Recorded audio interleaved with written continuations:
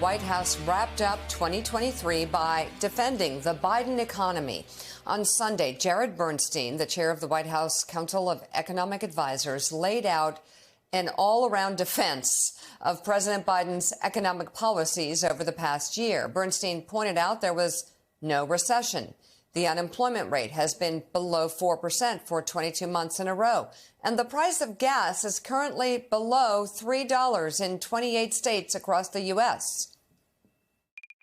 On a yearly basis, wages for mid-level workers have been beating prices for 9 months in a row. That's a trend, Mike, not a blip. Now, you reasonably ask, why isn't that reaching more Americans? Well, if we look at our two most closely watched measures of consumer sentiment, consumer confidence, they both rose big time in December. One was up 10%, the other a whopping 14%.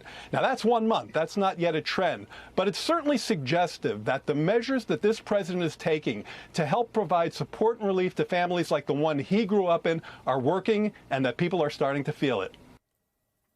Joining us now, White House Press Secretary Karine Jean-Pierre. Karine, great to have you on. Happy New Year. Happy New Year, Mika. Thank you for having me. So jumping off this interview with Jared and this overall strategy on the economy, I'm just curious, is there more good news to come on the economy? I think that there are some who might say it's a little perilous to label an economy like Bidenomics with the president's name, because this is something that could be impacted by unforeseen events in ways that cannot be controlled.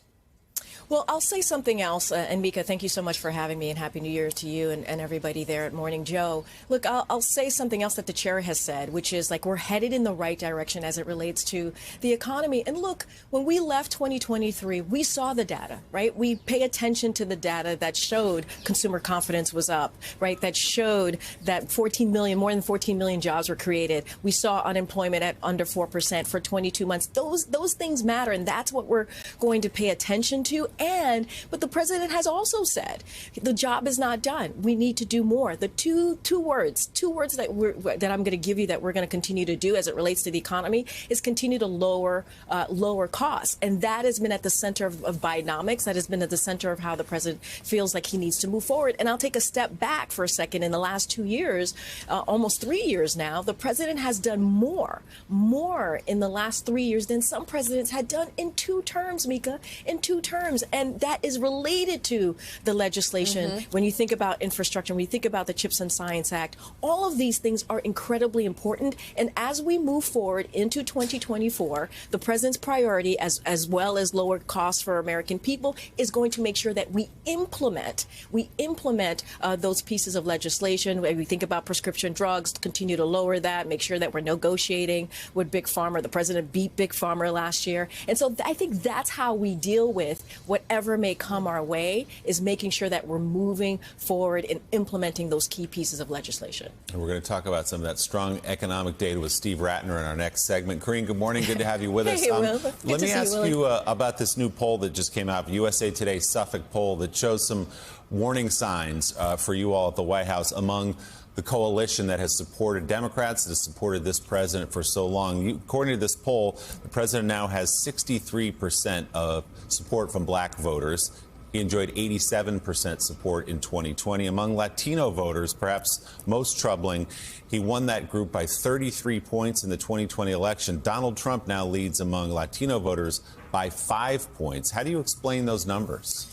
Yeah, and Willie, and good to see you as well. I'm going to be very careful because you mentioned Donald Trump, so I'm going to be really careful in not talking about the 2024 election because of the Hatch Act. But what I will say is, and I think this is why it's important for us, like Jared Bernstein, and for people like myself and others, to talk to all of you, right, and lay out what we've done for those two critical communities. You're right. In 2020, the president was able to bring together the largest, most historic coalition that we've ever seen, that Democrats have ever seen. So obviously we want to continue that. What we've done for the Black community and the Latino community, Black community, when the president walked in, unemployment was at 9.2%. Now it's under 6%. That's because of Bidenomics, as we started this conversation. Very similarly, in the Latino community, we saw unemployment go down. And we saw also, when you think about wealth, the wealth gap, the economic wealth, that grew with both communities. So look, the president has always put equity at the center of every policy he's put forward, every legislation that he's put forward, because we understand that many communities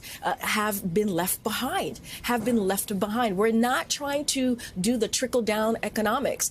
We really, truly are not. That's not what the president believes in. He wants to make sure that the middle class, that we build an economy bottom up, and that we continue to build the middle class. That's what's really important, and we do not leave anybody behind. So we're going to continue to have those conversations to let that strong coalition know what we have done in the last almost 3 years now of this administration, and again, what this president has been steadfast on, and making sure that we give that relief to American people. So, Karine, with all that said, without the data you just laid out, and we can take this out of the context of the election, just from the performance, the perspective of job performance from the president, how do you explain the groups that have supported Joe Biden for so long, Democrats for so long, now kind of looking around, actually, and among young voters, too, not just that they're looking at Donald Trump, but they're looking at other choices.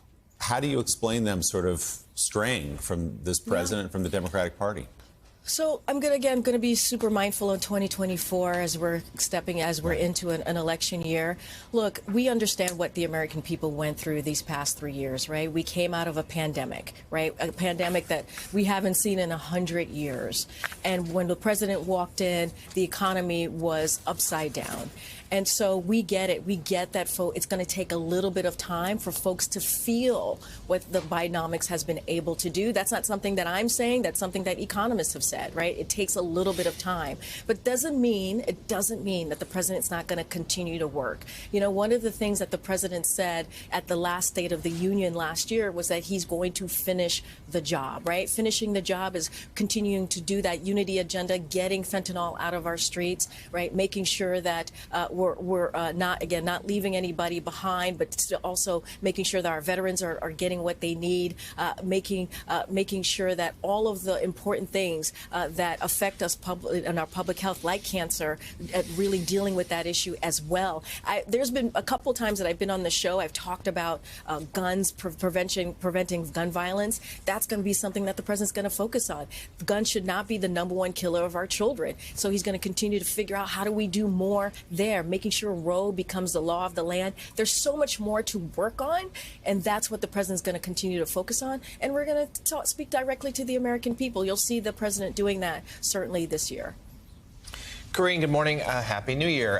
Happy New Year. How are you, Jonathan? Congress comes back next week and with a lot on their to-do list. And we know the White House has been pushing for the supplemental border security deal for aid in Ukraine. Of course, the government funding deadline also looms. But I wanted to ask you about something that a lot of Republicans are really focusing on right now, and that is the impeachment inquiry into the president. And, you know, the White House has made clear that they don't believe there's any evidence there. But talk to us just about how you are preparing for what is coming, in the weeks and months ahead, which will be, if nothing else, a drain on staff, time, personnel, and resources. So look, the White House counsel certainly is dealing with this issue. So I'm going to leave that to them. That is something in their purview.